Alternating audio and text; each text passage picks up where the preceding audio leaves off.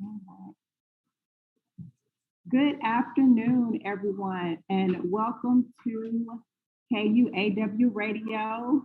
You are live here with DrKArissaAnnette with Up Close and Cultural with DrKArissaAnnette. Our special guest today is Senator Cindy Holscher with the state of Kansas with District 8. We will be talking today about several issues concerning our community. So I want you to take a moment and make sure that you are liking and commenting and sharing all of the content with KUAW Radio across all of the social media platforms that you can see streaming behind me. You will find us on Facebook, Instagram, Twitter, Twitch, uh, and you can also find us on kuaw.org. The phone number is there as well if you would like to call in. As always, if you have any other questions, comments, and concerns, please feel free to email me at Dr. Carisha at Better Days Counseling and LifeCoaching.com. You can also contact the radio station as well. You can also send us messages on YouTube where we are streaming live there as well.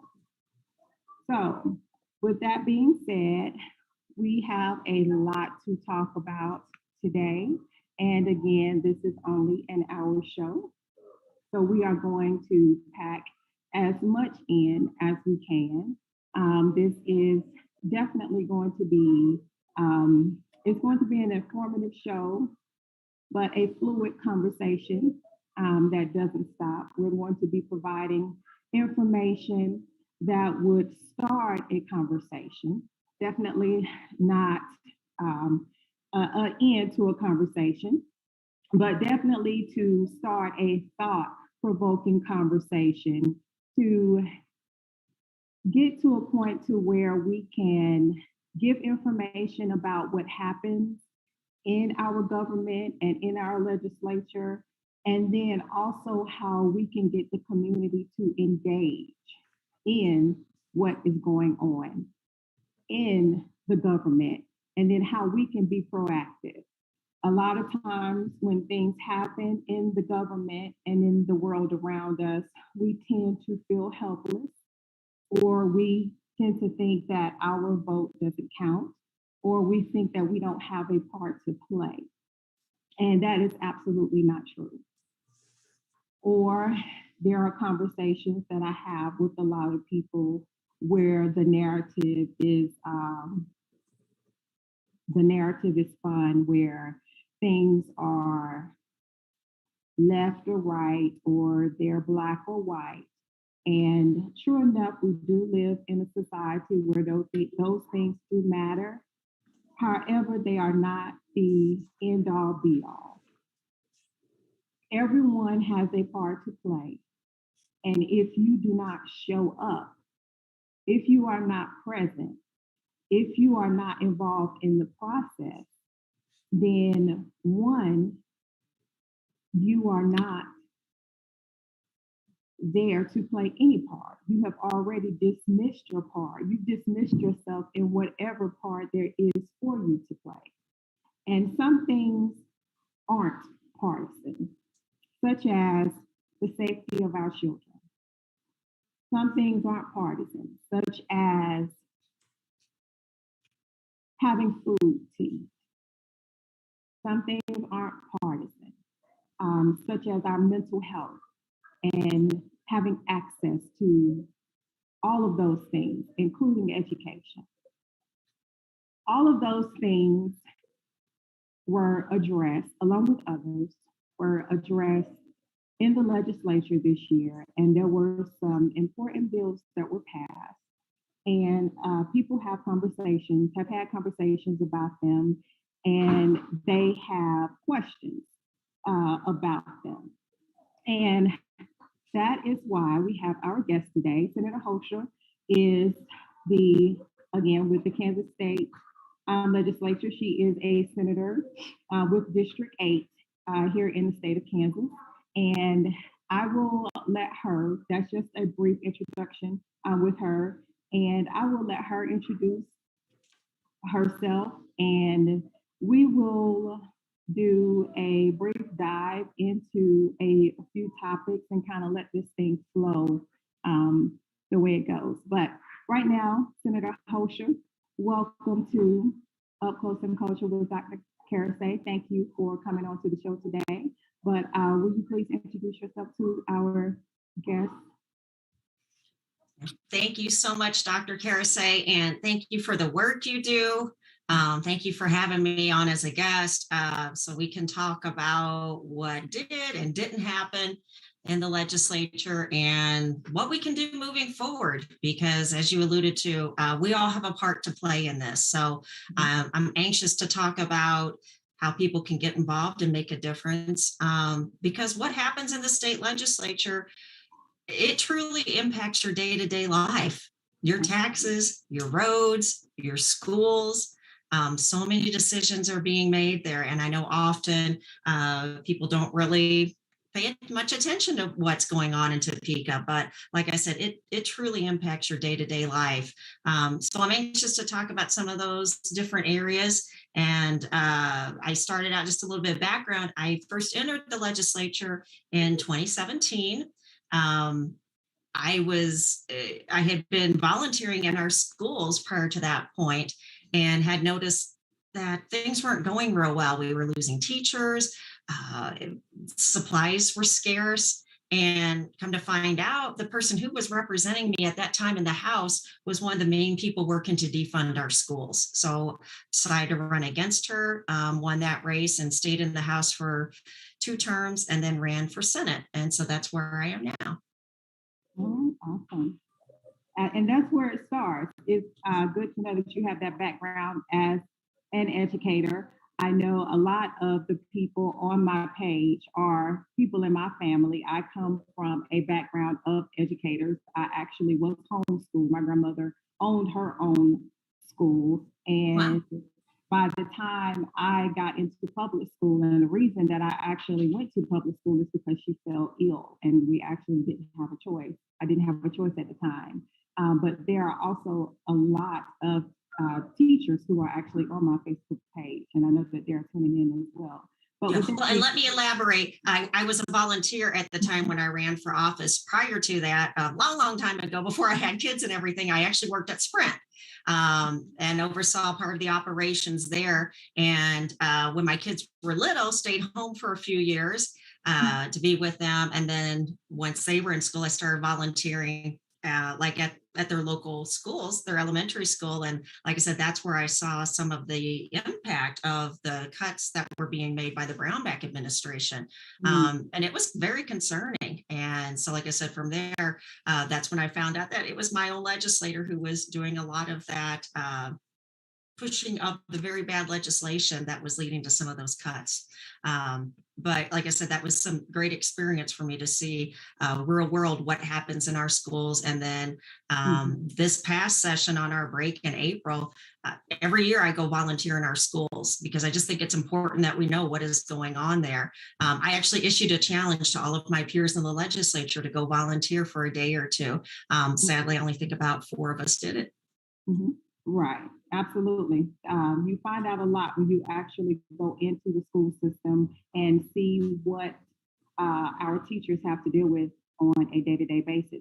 But to your point, you being a volunteer in the school system and working at Sprint goes to my point earlier that you are in the position that you're in, coming from a background of a person in the community that we see every day. So you making the huge difference that you make now, you come from a background just as the same as the people who are watching right now. Absolutely. So if you see a state senator across from the screen from me right now, the people who are watching are just can feel just as empowered to get involved and make as huge of a difference from where they are. Just as you did, starting from where you did, you in the school system as a volunteer decided this is something that I see needs to be different. So I'm deciding that just from where I am as a school volunteer and a mom and a parent, that I'm going to make a difference. Absolutely. So, with that being said, there was some changes in the legislature this year that was made regarding the school system and enrollment in the school system. Some people have been calling it Kansas has an open school now. So can you go in a little bit of detail now and explain that? Yeah, and there's different names floating around out there: open enrollment, open borders, as far as what this system is. And just to back up and give a little bit of background on the whole issue, most of our districts now do have some open enrollment processes. So, like for instance, my kids, Olathe East is our actual neighborhood high school. Out of 3 kids, only one of my kids is going to Olathe East because we do have an open process where if you want to go to a different high school, there's different programs, that type of thing, you can do that. And each of our districts around here typically does have some type of process if you want to go to a different school within the district. And there is some inter-district exchange too, as far as children that live in one area go to a different district. And so there are provisions already to allow those types of things to happen. Typically, people don't necessarily pursue them. But what this was done is this was positioned as a way to help people who maybe are at a school that's been struggling.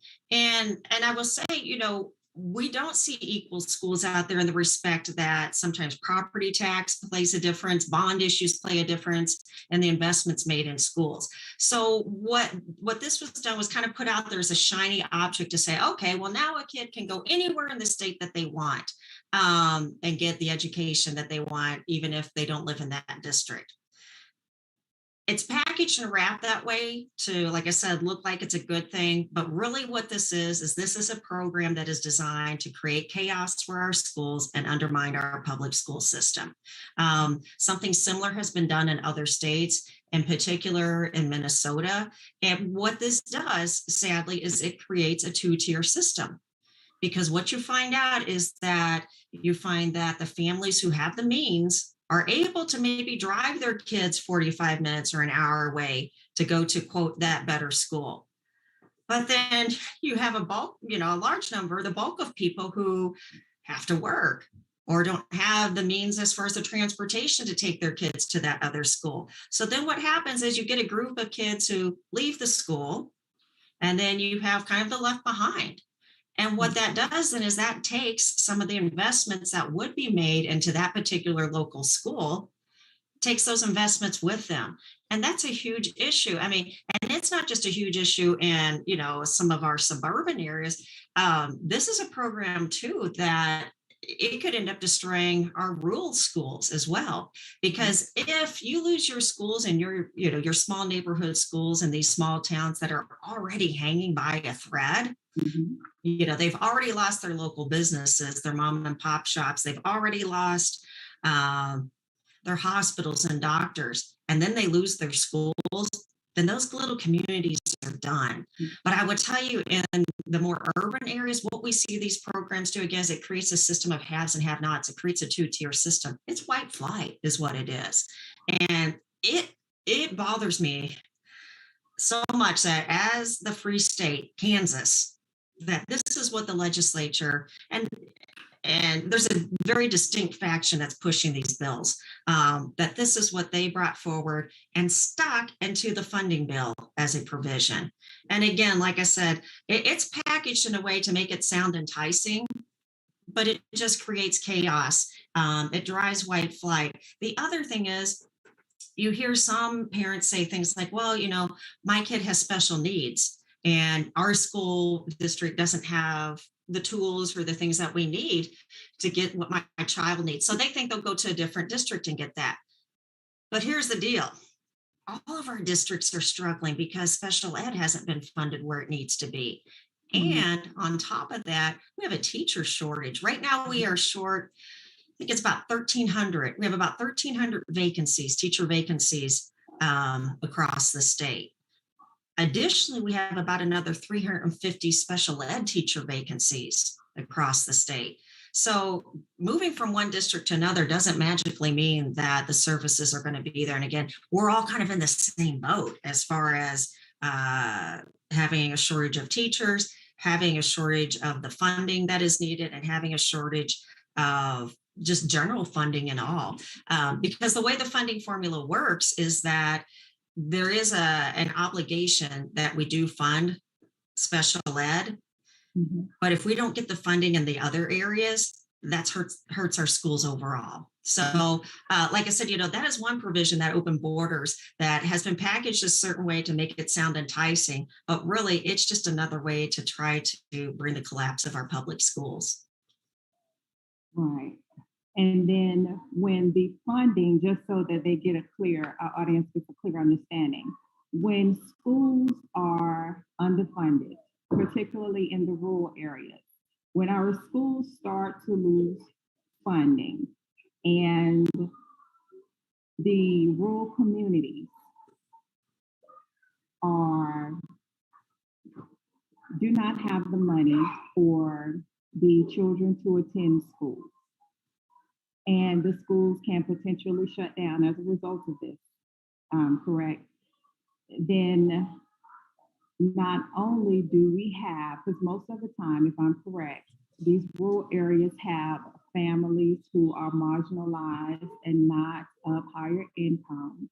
Right. So as a result of that, these families who are already facing their own, they already have these mounted responsibilities. They are now going to be faced with having to transport their children to other schools.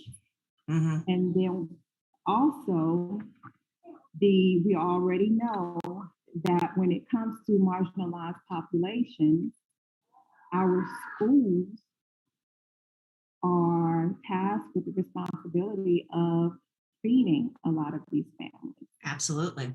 So then there's that burden, that additional burden as well. So there's this trickle down effect that happens, when these things occur. So there are a lot of things that happen when these bills pass.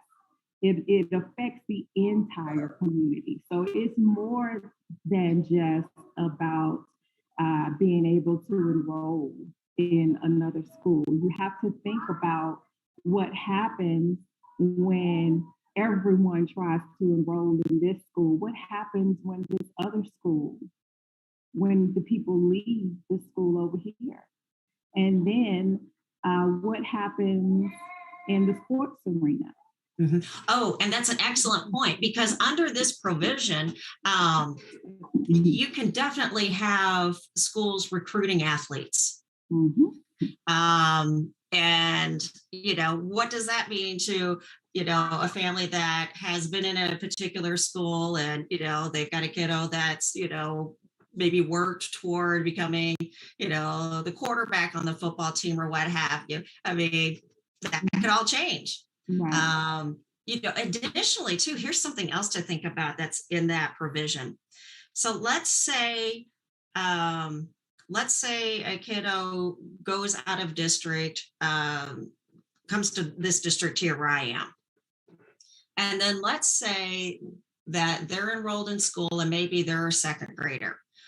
Once they're enrolled, they are there basically until the end if they want. Now, if they decide they want to go somewhere else, there's a process for that. But essentially, once they're in, they're in. So let's say then that school is at capacity. If a new family moves in, and let's say they're just even 2 doors down from the school, but that school's full, the kids that live right there 2 doors down have to find a different school. Wow. And I don't know that a lot of people realize that provision is there.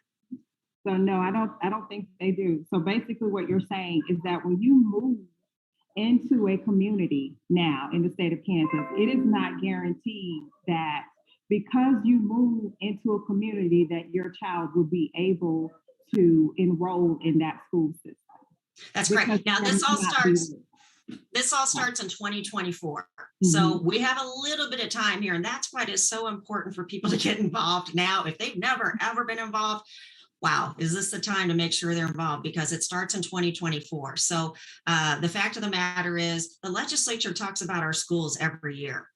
And, new provisions can be drawn up. So it is imperative we get some new people in to take this focus off destroying our schools, because like this particular provision with the open borders, that's just one of the things they stuck in there to try to make life more difficult for our public schools. Another one was there's another set of, I believe, criteria or evaluation that's done that was stuck into the funding bill.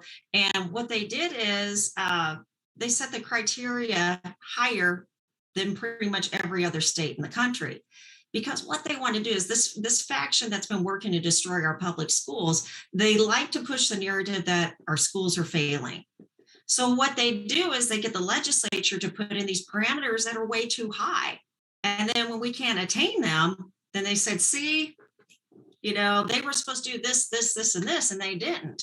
Well, it's because they've set these artificial parameters so high that they know we're not going to attain them. So then that allows them to, go forward that narrative of our schools are failing. And the heart of the matter is they're not. I mean, we have award-winning schools in our state, not just in Johnson County, across the state. And, I visit schools not just right here close to me, but I visit other schools. We have dedicated teachers working hard every day and staff people working hard every day to make a difference in the lives of their kids. So it's so disheartening that we have a legislature that really is not reflective of the people, because ultimately, they've got these provisions that they've put out there in the funding plan. Every year they're pushing vouchers.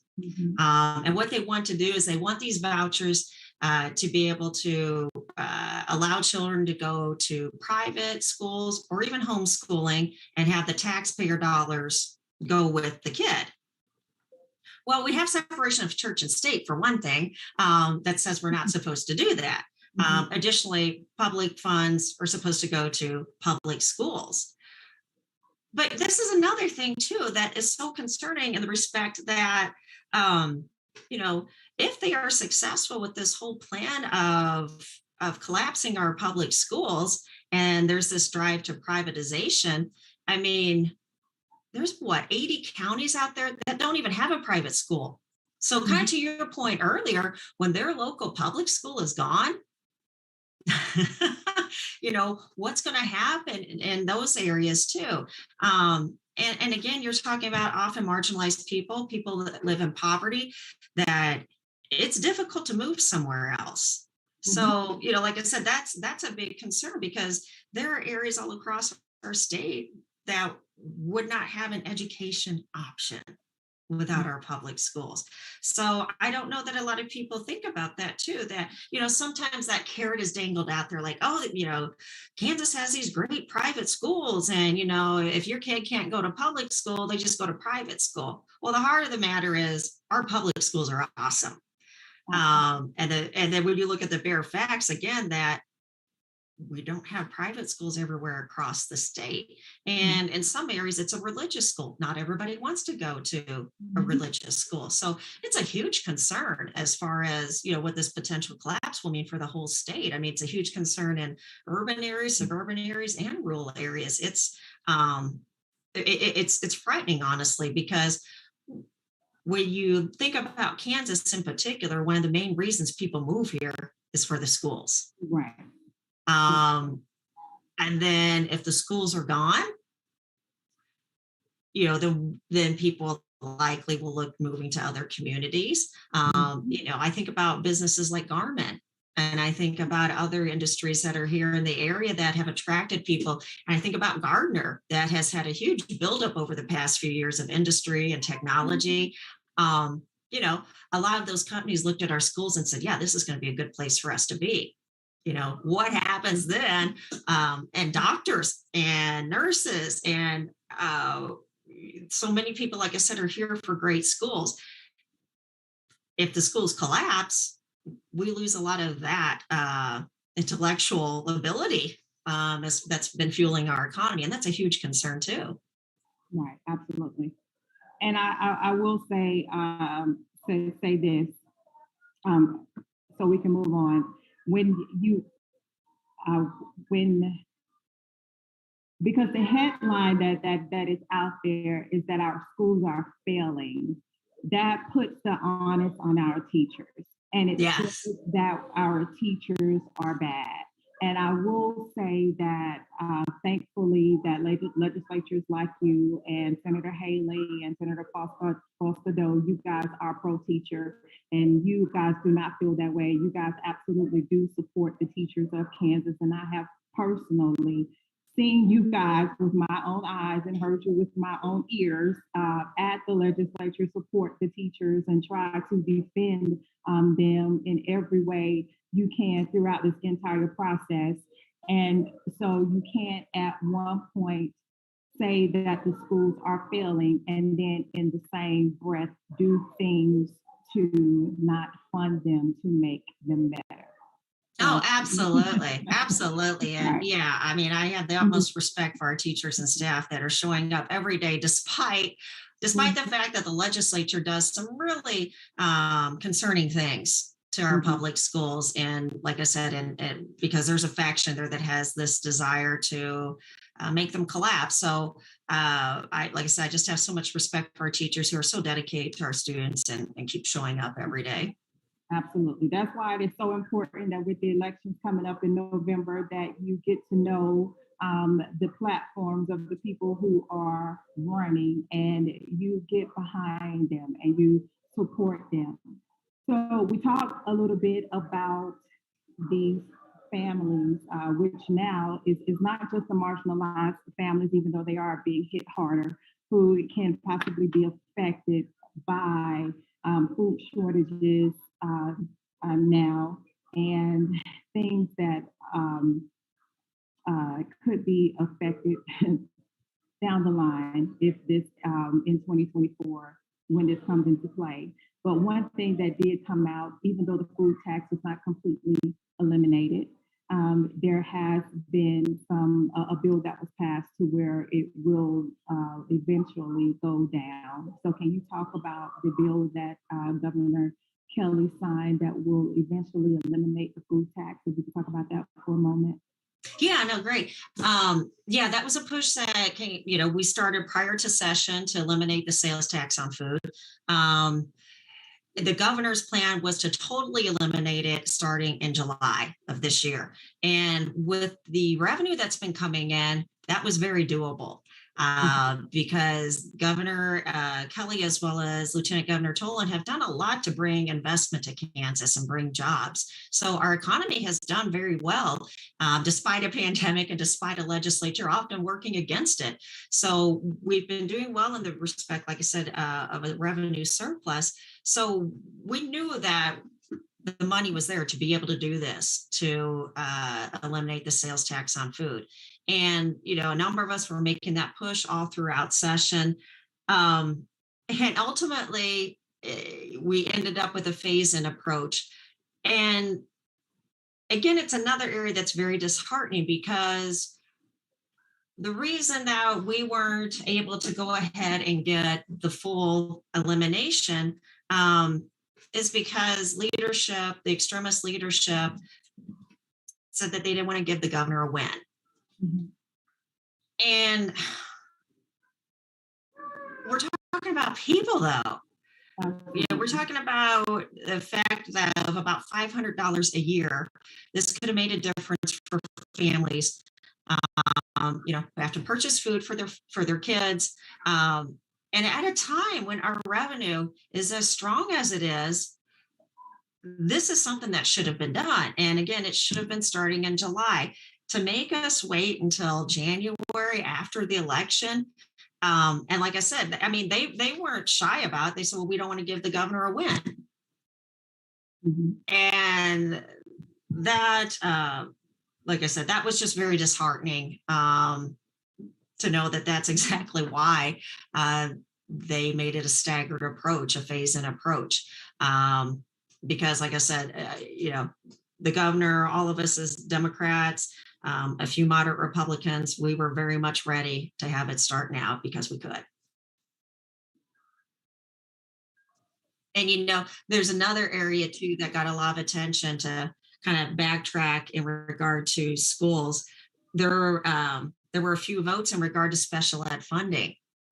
And again, at a time when the state has the revenue and the legislature has not been fulfilling its obligation on the special ed funding, you know, to most of us, that was a no-brainer. Yes, we should fund special ed because then that allows your local school districts to free up more money to hire more teachers, get the supplies they need. But this legislature wouldn't do it.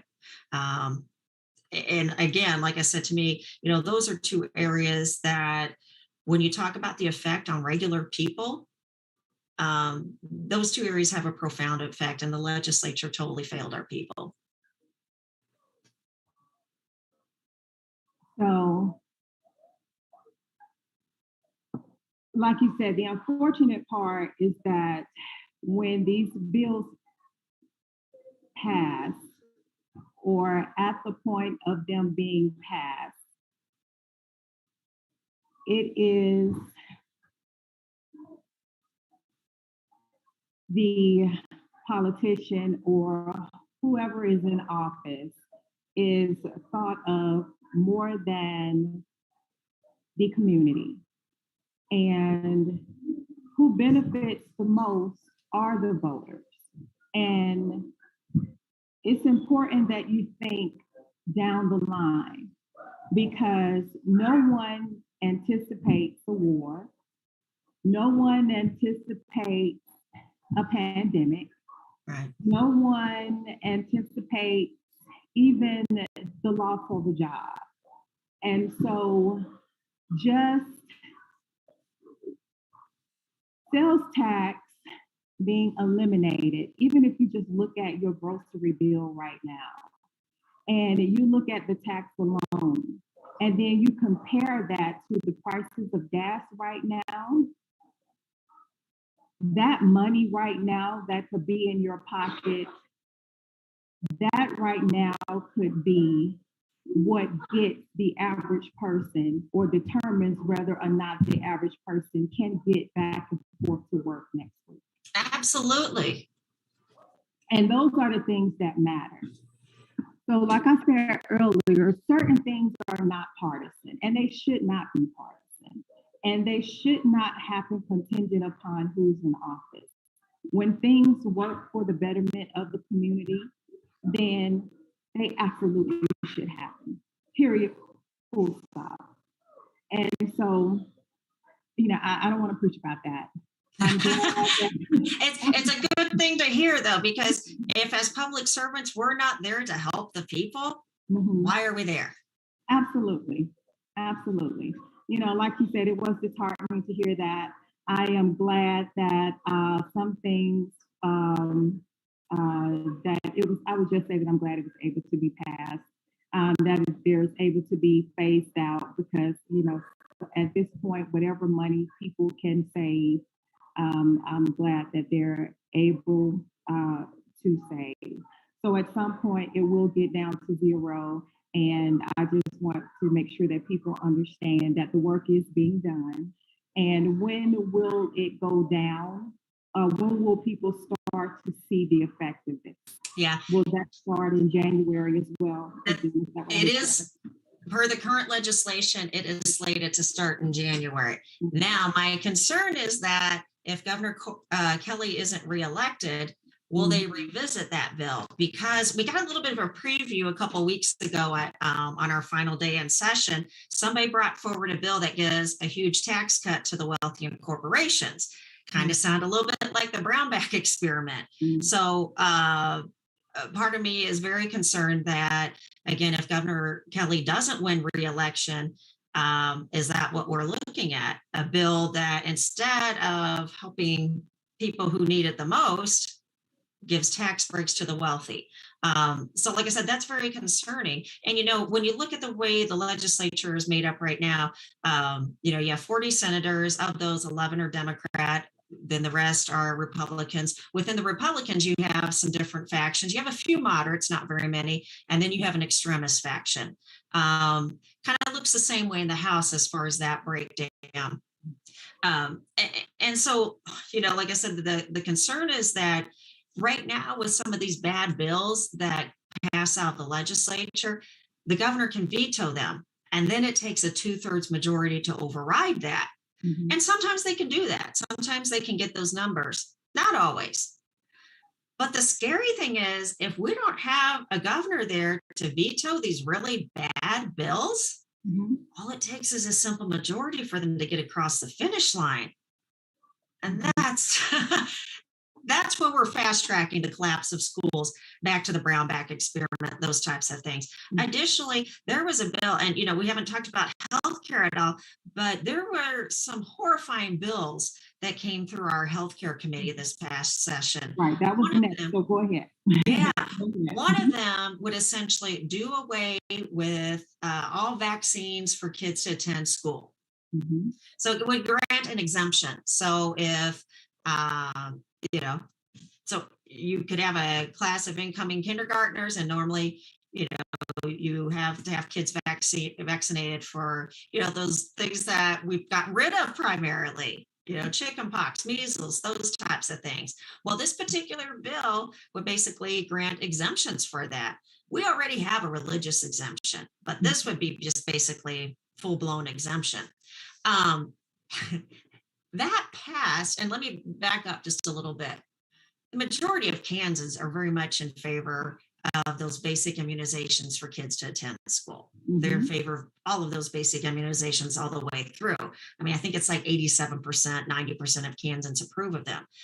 That bill, though, to do away with them, passed out of our committee 5-3. Mhm. And may I interrupt you right quick, and I'm gonna let you get back to that. When these bills are passed in reference to healthcare, are there any physicians consulted, or is there any scientific data used to push these bills one way or the other? That's interesting you say that. And before I forget, I will mention that particular bill passed off the Senate floor. So it would have become, it could have become law with a different governor. Mhm. But yeah, that's a great question that you ask as far as, information that's provided and that type of thing. The system's rigged right Mhm. now as far as how everything is done in these committees. You would think that a person who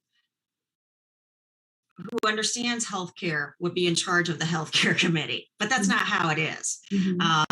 The majority leadership team picks who they want to chair these different committees. So interestingly, here in Kansas, in the House as well as the Senate, the people who are chairs of the healthcare committees oppose Medicaid expansion, Mhm. although most Kansans support it.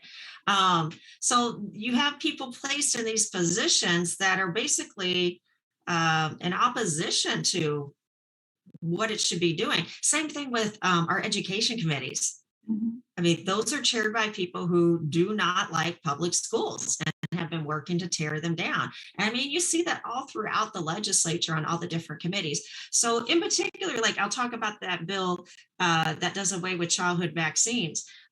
Interestingly, I serve on the healthcare committee, and we were told there was going to be an information meeting on a particular bill. So we come in, for the meetings that I think it was on a Monday or Tuesday when the informational hearing, and the room was packed. And the room was packed with people who don't believe in science.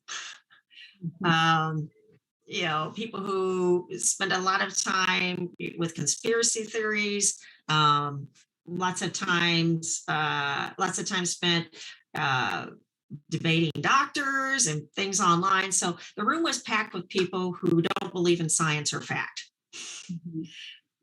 So we're going through this whole process and they're sharing their information. And then all of a sudden it was announced that this isn't an informational hearing, it's an actual hearing on the bill, and the bill number is given. And so then all of a sudden we're told, well, okay, at the end of the meeting, we're told, okay, tomorrow we'll hear from opponents. Okay. If you happen to be a doctor listening in, you would have known that the next day there was going to be a hearing opposing, basically scientific medicine. But who's listening into the legislature on most days? Especially, this was during the height of one of the COVID surges. So all of a sudden, then a number of us are like, oh my gosh, they're going to go forward with this information or with this hearing tomorrow on an actual bill that does some really bad things.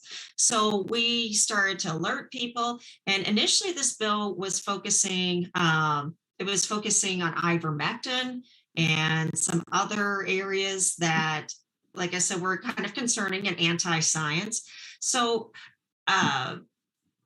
we're reaching out to people to let them know that there's a hearing. Well, here's the deal. Could doctors and scientists get to Topeka the next day with that short of notice? No. There's also a cutoff as far as submitting testimony. Could doctors and nurses and scientists get in testimony by 4:00 that day? No. So I think there were 3 pieces of testimony the next day. And it's like, well, and that was used against us. Well, this must not be that big of a deal because there's only 3 pieces of testimony from people saying, in opposition to the bill. And it's like, well, the people who supported the bill with the bad science had all kinds of notice. But the people who would have opposed it had less than 24 hours. And I do need to back up because this bill initially started out as being one that was brought forward by an individual who is under investigation by the Board of Healing Arts. He brought it forward to allow for ivermectin to be prescribed and filled by pharmacists. Well, they can already do that. We don't need a bill for that. But here's the thing. There was some secret language in there that people didn't realize initially that basically absolved him of his investigation. So, and then there was all this information about vaccines, and then this language to, again, allow an exemption for childhood vaccines was stuck into the bill later. So again, the process, as far as how it's supposed to work democratically, having hearings, the public gets notice, things are posted online for you as a voter to be able to access, that's not happening the way it's supposed to. And that should concern every citizen out there because, these things are just being railroaded through in Topeka. And again, like I said, that was used against us. Those of us who were trying to point out the science and the medical reasoning, we were told, well, there's only 3 pieces of opposition testimony, so it must not be a big deal. But it was a setup. Interesting. So it's sounding like, well, first, so you know that the audience knows that the Healing Arts is the Division of Healing Arts. That is the board that governs our license, our licensing. All of the doctors and physicians and chiropractors, everyone that we're called the Healing Arts community. And so, if you're under investigation, that means that something is a cause of concern in your conduct. And so, actually. Well, I don't know what happened, but I just find it quite interesting that they are even providing testimony for anything if they're up under investigation.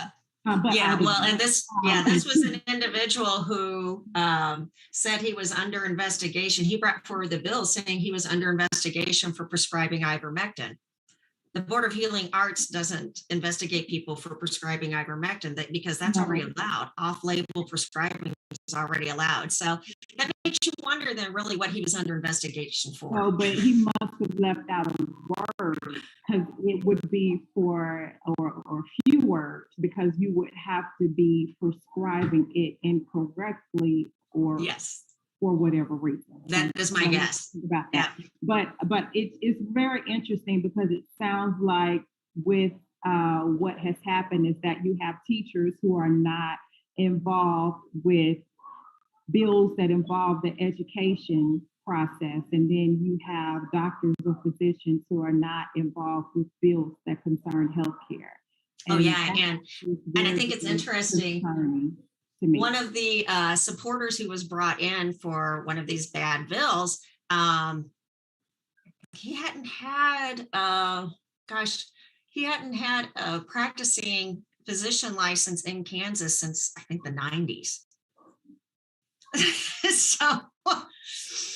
so isn't even a current license. No, and but that was kind of par for the course as far as some of the people that were brought in as the quote expert testimony on some of these bills. And it wasn't just in the healthcare committee. I'm on Fed and State too, and Wyandotte County spent 3 years developing a great plan, welcoming. Gosh, I think I'm saying it wrong. Wyandotte County. They spent 3 years on that, putting that plan together. And then Derek Schmidt put together a bill and politicized the whole situation, brought in this horrible bill. And we heard it in Fed and State, same situation too, where opponents were given very little notice and information was not posted on the website appropriately for people to access. They came in, I made the motion to table the bill. And parliamentary procedure says, okay, when that type of a motion is made, a vote needs to be taken. Well, instead, the chair of the committee had the vice chair make a different motion to push it out of committee and pass it out favorably. So they didn't follow the procedure all the way around as far as allowing opponents to testify, as far as even just following the right procedure of how to run a meeting. And so a great bill, a great policy that Wyandotte County put together in 3 years, that committee basically destroyed in 30 minutes. Right, that the people of Wyandotte County wanted. That committee wanted for itself. Yes. Right. Those particular legislatures in Topeka, those who do not even live in Wyandotte County, destroyed a bill that the citizens of Wyandotte County decided that they wanted for themselves. They did away with. Yeah, I thought that was very interesting. No, and it was a political bill all the way around that Derek Schmidt brought forward, hoping that he could use it against Governor Kelly. So by the time that bill made it to her desk, it had a veto-proof majority because, again, Republicans are the supermajority, and it's full, like I said, fully loaded with an extremist faction. So she really had no choices on that bill when it got to her desk. Because either way, it would have gone in their favor. Yep. Right. Okay. Well, before we run out of time, there was some great conversation over the weekend concerning the current gun policies that we have, and definitely want to take a moment and send out condolences to the families, past and present, who have been victims of not only school shootings, but just the horrific shootings and victims of gun violence that have happened throughout all of the communities across the United States. But being that we are here, we want to take the time and talk about what we can do collectively and as a community to start the process of ending it here. Again, there's a lot of talk of what can happen in the U.S. Senate and what needs to happen on the Hill, as they say, but being that we are here and that our children are here and that this latest, well, I won't say the latest tragedy, because even just as yesterday, there was mass shootings that happened just in Philadelphia and other places. They weren't in schools, but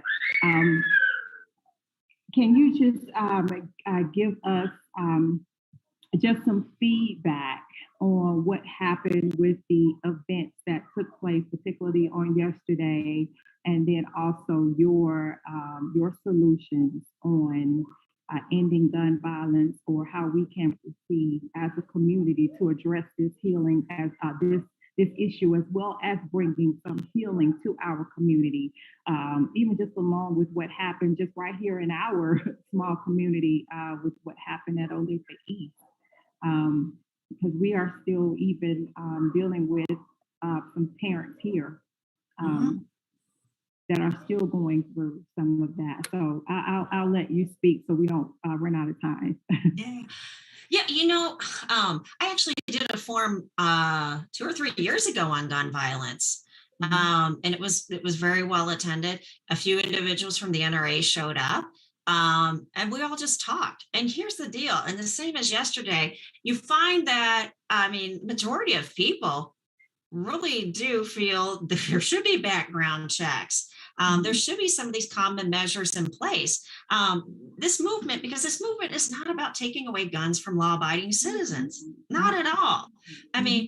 We just want to make sure that, a kiddo who might, you have situations where kids have depression or they're struggling, you don't want a kiddo to get their hands on a gun in that type of situation.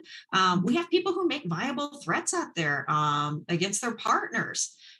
That's not a good time for them to have a gun. So we're talking about common sense measures. Red flag bill is one of those things that's in regard to domestic violence situations.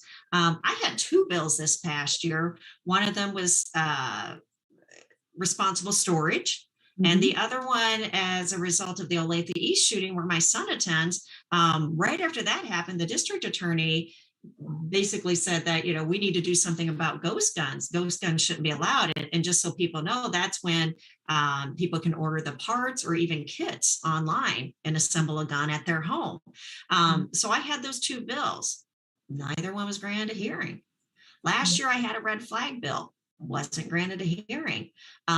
We got a little bit of a hearing this year on a different red flag bill, only because a deal was made between different people. But there was never a vote taken on it. They basically just let us have our say, I think is what it was. We'll let them have their say and that'll be it.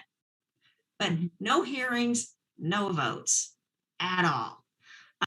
And the fact of the matter is, the NRA, and it's not just them, there are these other far right organizations, KPI, ALEC, these other networks that control these legislators and basically fund their campaigns. So they know if they don't vote with these groups, there's going to be a payback for that. And sadly, so many of our legislators are only worried about their next election.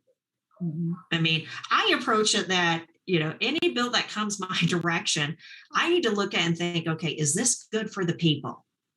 That's where I got to operate, not will this hurt my next election? Is it good for the people? But that's not what we have in Topeka right now. And it's hurting us because, this legislature failed pretty much everybody this past session. If you're a person with a chronic healthcare condition, a medicinal cannabis could have helped you. They didn't let that go through this year. If you're poor and you need healthcare access, you're the working poor, and Medicaid expansion would help you. Well, any talk about that. We have a serious crisis out there with gun violence, and there are common sense solutions that could be implemented. No votes allowed on that. And like I said, there's just so many areas here where there are things that could have been done. Again, with the revenue where it is, Right. just didn't happen because the focus isn't on the people. Again, I know one of the things that we talked about yesterday was also addressing the issue of the gun culture that we have and putting money behind mental health and teaching our community, not only the children, but also adults as well, about conflict resolution and anger management, so that picking up a weapon is not the first, is not your go-to when you're angry.